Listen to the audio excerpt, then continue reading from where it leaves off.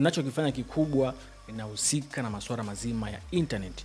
Watumiaji wa Voda, wa Tigo, wa Hoteli, Airtel, wote nahakikisha kwamba wanapata huduma ya internet kwa gharama ya bei nafuu.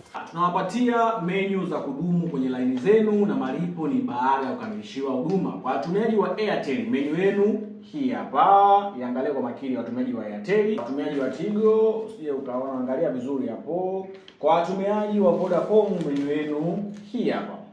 Sasa hapa Sensible Digital Service tunakupatia menu ya kudumu kwenye line yako. Ewe mtumiaji wa Tigo, mtumiaji wa Voda, mtumiaji wa Airtel, usijiunge bando GB 1 2100 wakati kampuni yako pendwa kabisa imeweka huduma ya SME, Small and Medium Enterprise. Kwa hiyo kinachofanyika ni nini? Atutoe menu yako ya zamani. No.